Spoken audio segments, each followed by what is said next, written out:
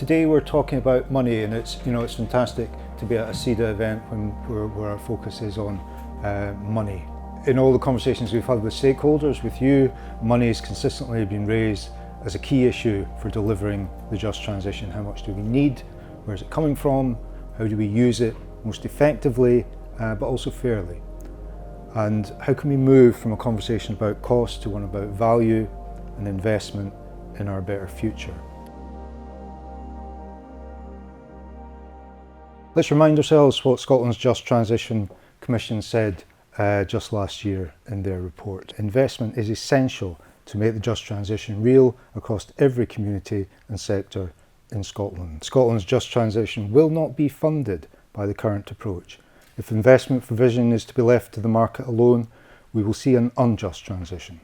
A different set of models, regulations, conditionalities and incentives is therefore urgently required so that the public and private finance can combine to achieve long-term social and economic value that is shared with communities and workers.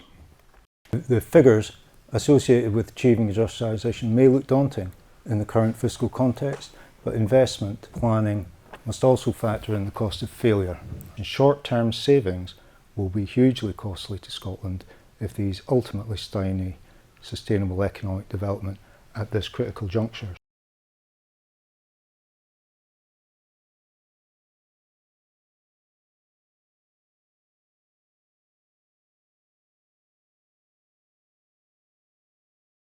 The investment will be made by companies as well as financial institutions, by government bodies and agencies, as well as by individuals and communities.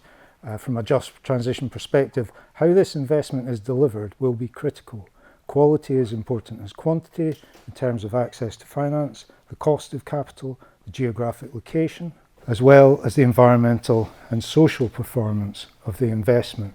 Furthermore, our financial industry will need to be transformed to help support the equitable delivery of climate targets and ensure sectoral and regional just transition plans are supported with investment. I am the chair of Fuel Poverty Action Glasgow. So Fuel Poverty Action is a grassroots organisation founded in London in 2014, aiming to mitigate the worst effects and ultimately eliminate fuel poverty in Britain. Glasgow Hub was started in September last year. In that time, we have held a vigil for last year's winter's deaths, we have marched on Ofgem's offices, and we have held a protest outside the Scottish Power offices in Glasgow, which resulted in Ofgem delaying the granting of licences to forcibly install prepayment meters. Fuel poverty is shameful, and it's shameful in the 5th richest country in the world. Homes should be warm and aspirational for people to succeed in life. So we want to bring that message to the table of the architects and people that are responsible for retrofitting or building homes for people to make sure that they're safe and clean environments to live in. I think first and foremost, pathological profiteering of energy companies needs to stop. We need to fully invest in all sorts of preventative spend, whether it's preventative spend. So you're then meeting fewer challenges later on, and then you have more money to invest in all of the other things.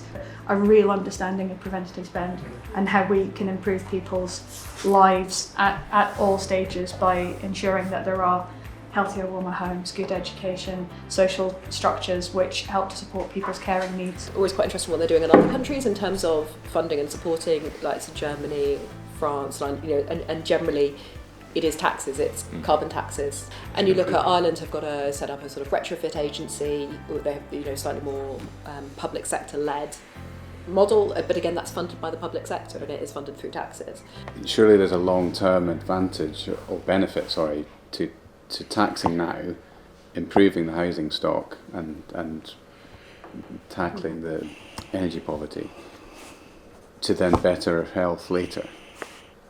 So is the taxing a kind of peak and then you see the benefit and reduce? Glasgow and Britain at large has kind of fallen behind. It's all well and good to have people better able to afford their heating. But if the building that they're heating isn't fit for purpose, they are still wasting their money. that heat is still escaping out of single pane windows or improperly insulated walls and ceilings.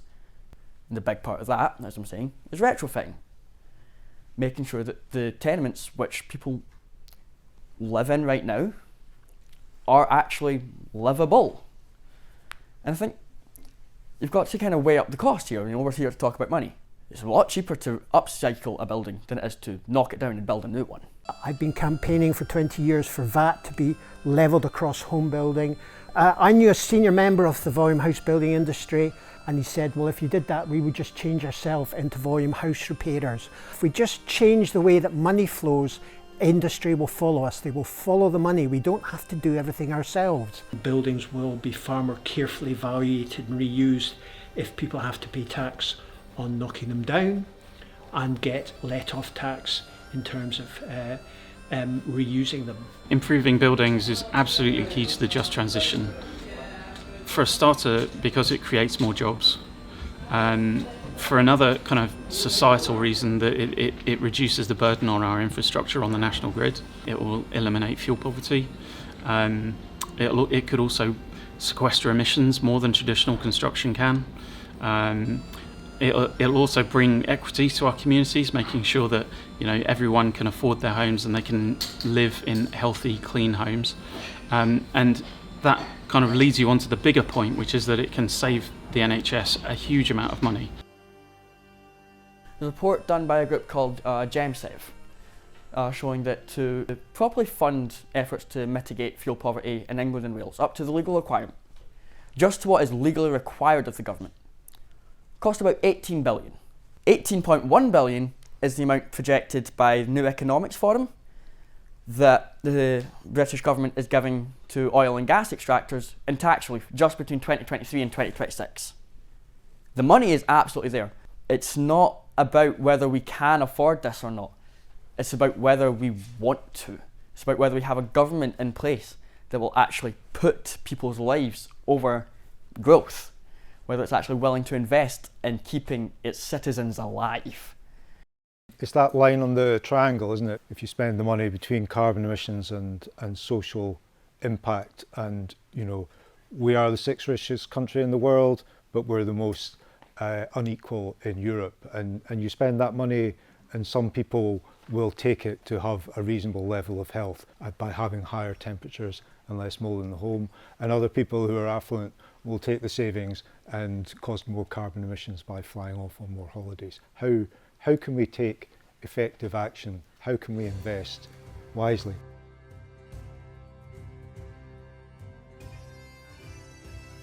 Hello everyone, so my name's Gemma Bone-Dodds. I am Director of Policy and Insight at the Scottish National Investment Bank. Who are the Scottish National Investment Bank?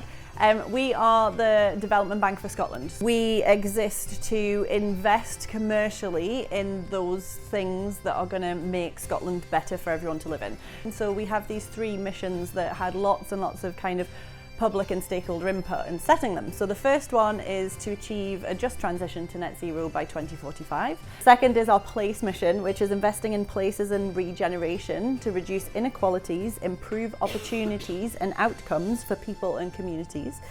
And the third one is our innovation mission, so it's harnessing innovation to enable our people to thrive, so it's investing in things that will make healthier, more resilient, more productive sort of population. We invest in scaling businesses and projects that are meeting one of our three missions, and our missions are the first thing that we look at. We don't have enough investment within the built environment, especially in comparison to the IT investment. In my view, the building which we have at the moment, they are hungry for energy. We need to invest in the right direction, right company, right idea, right process. There is a funding gap in Scotland particularly, but there's oodles of capital.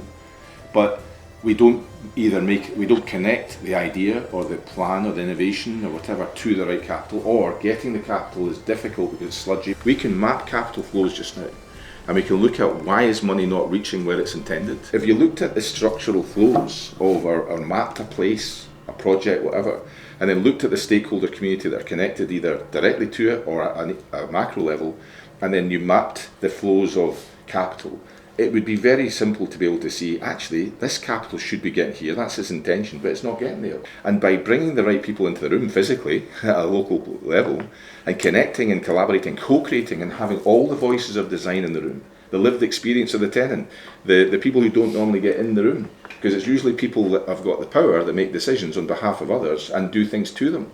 I feel a lot of times one of the stumbling blocks in terms of focused delivery plans is outdated contractual models. I think it's how do we go beyond to create meaningful partnerships that go beyond this level of there's a pound sign at the end of it, and adding in, I guess, value-based procurement versus just bottom line procurement practices. It goes back to accountability, because we'll write brilliant things about, you know, how much social value we can deliver and how much environmental value we can deliver, but who's actually being tasked with that at the end of that? So where does that come out in a contract? Is the existing economic system fine? Do we just need to make some tweaks? Is that all we need to do? I don't think the premise of capitalism is evil. I think that it's being allowed to operate in a way that separates the most amount of wealth for the fewest amount of people. You can see it in terms of like financial outlook for young people now versus 50 years ago. I worry at the idea of like, okay, we have to change this, like bulldoze the whole thing, restart. I think likely the least amount of effort to get where we want to go involves like tweaking as opposed to scrapping. In the 20th century, economics lost its purpose and started chasing the false goal of GDP growth.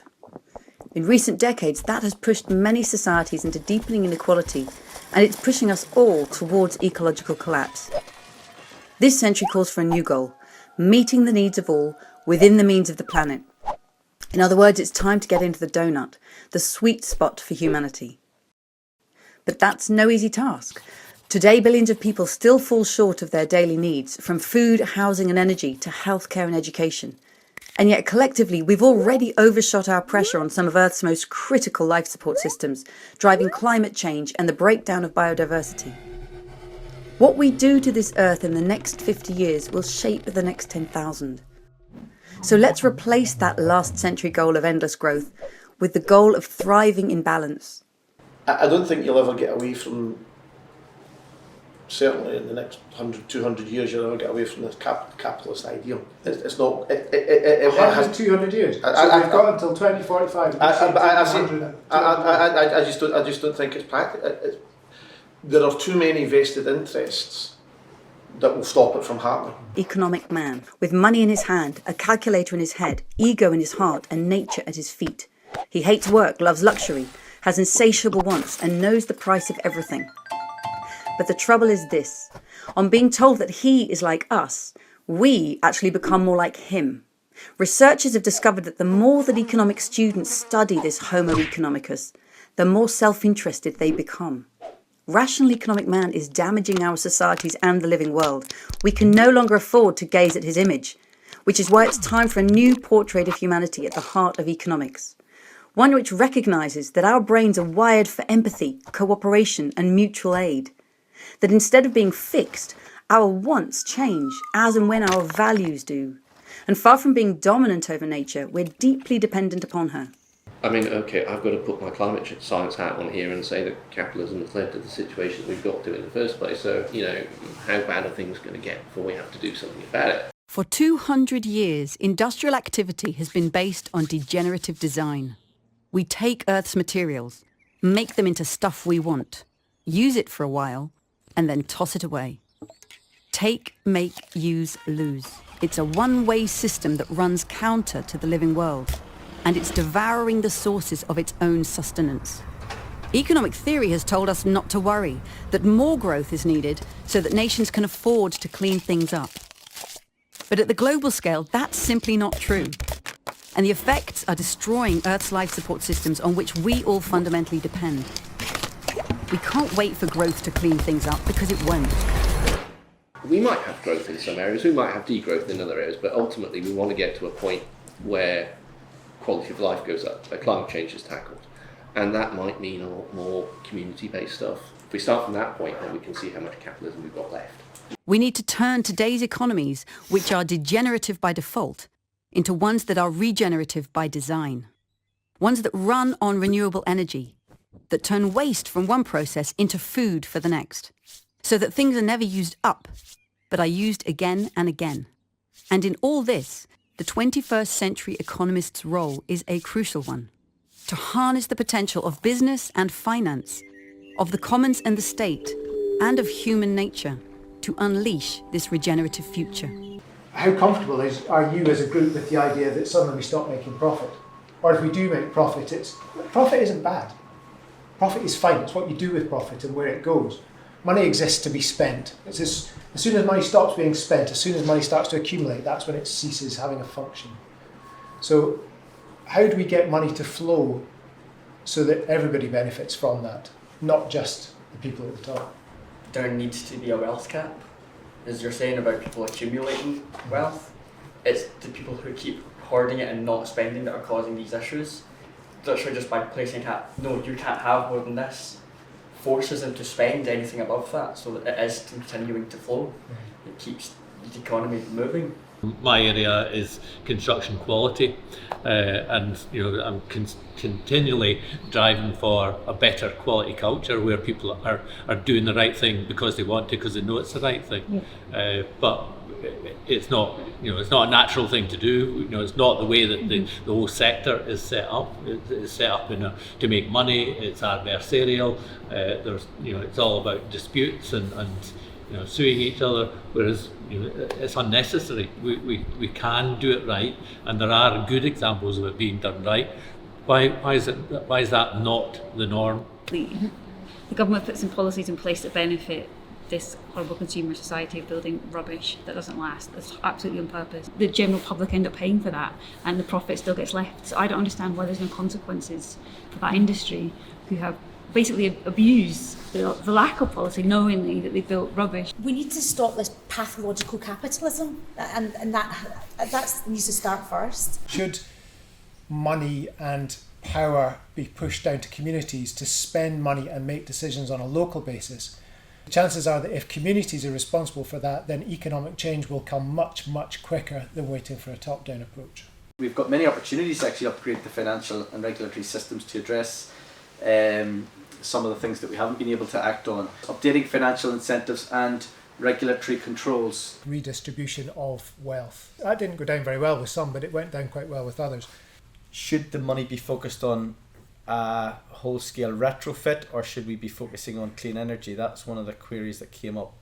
There's a quite regimented funding parameters, so money's there. Your project doesn't fit it, we're not going to fund it, the money's not getting spent to deliver the changes which need to happen. There's not a recognition by the people granting the funding that these communities necessarily haven't had the resource to put together a very high quality application which will give them access to funding, and so these are often rejected without that recognition or understanding, and without feedback as well. There should be a review of the Treasury Green Book that directs government investment to align it with just transition priorities and net zero legal duties. And then finally, penalties for non-compliance. Make sure those who don't play fairly are penalised for their actions. There was a lot of questions and optimism and some anger that came out of the groups, reasonably so, because of where we are right now. And I think that it's a very frustrating time to see, and I think speaking with people within this community, there is a lot of frustration because they say, on the one hand, I know what the solution is, I can see them, it's right there, and I know the money exists, and I talk to local authorities and they need to do these things, and I talk to capital providers and they like the projects, but we can't put those things together. So it's understandably frustrating. Like, how can we, without like a whole-scale change in the political economy in the next week or so, how can we change the system or move with the system in a way that is, to push it in what we would like to see? There are some models out there where either communities or government or other non-profits provide that pathway. If private markets were going to do it on their own, they would have. If equity markets were going to stimulate the transition, they would have by now. If bond markets were going to, they would have by now, but they haven't for various reasons, and we can talk about risk, return, or timelines for return of capital. But there are ways to do that. What I find optimism in is that we see people coming out of investment banking or the financial sector saying, I used to do this and I don't want to do this anymore. What I would like to do is to find a different way of doing it in a way that works for communities, in a way that makes the future the way I would like to see it in a just transition. If I want to end on an optimistic note, I think that's a good reason to, because there's a lot of smart people working on this. And I think that, in the last 9 months, last 2 years, there's been a lot of really fast work on this. And so perhaps we're approaching what is looking like closer to be a pathway. I'm not going to say solution, but